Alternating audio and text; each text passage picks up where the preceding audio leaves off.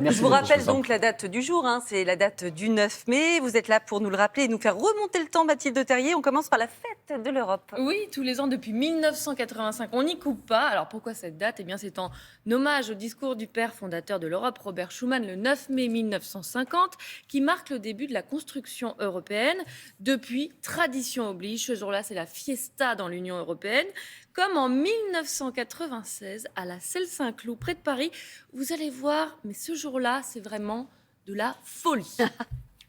Tonalité bon enfant pour cette première fête de l'Europe, mais les flonflons de Bonalois n'éclipsent pas les débats sérieux. Ici, la guerre et l'ex-Yougoslavie. On a le temps d'y penser, aujourd'hui l'Europe, ça regonfle, grands et petits. Mais l'hymne à la joie est un peu lent.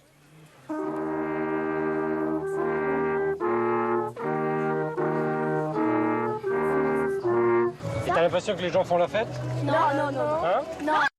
Pourtant, il y avait quand même une ambiance de Oui. déglingo. On était en 96. 93, pardon. 13. Regardez-moi un peu cette ambiance, vous allez voir, Oh. le public a vraiment l'air d'apprécier, de passer un bon moment.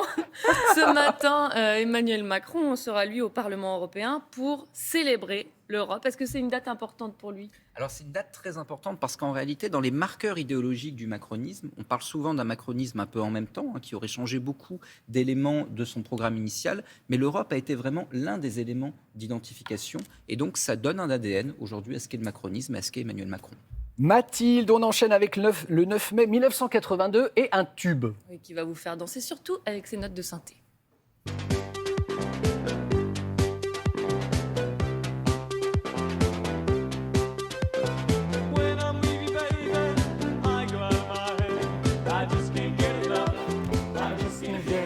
Damien est parti. Votre époque New Wave, vous l'avez bien vécu ? Ah bah je l'ai très bien vécu, Ah oui, ça j'en On a ai profité. adoré. Ouais. Dépêche Mode qui était de passage en France et qui a fait un carton planétaire avec ce tube. Et on va terminer avec le 9 mai 1989 et une inauguration carrément schtroumpfante.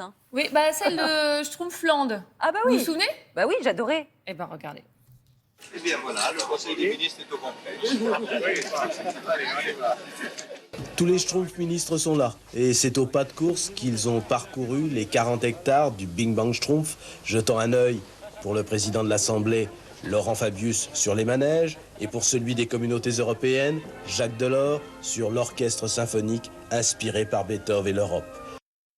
Ce parc, c'était un événement puisqu'il était le symbole de la mutation économique et de la renaissance d'une région. C'était un ancien parc sidérurgique de Lorraine qui se transformait en immense parc de loisirs. Aujourd'hui, en France, il y en aurait plus de 300 parcs de loisirs. Et depuis, malheureusement, Schtroumpfland a été racheté par Walibi, puis ça a Walligator. schtroumpfé. Oui. Mais bon, le premier parc d'attractions français, ça reste C'est Disneyland à Paris. Disneyland, j'allais dire le Puy du Fou. Première destination touristique d'Europe. Très bien.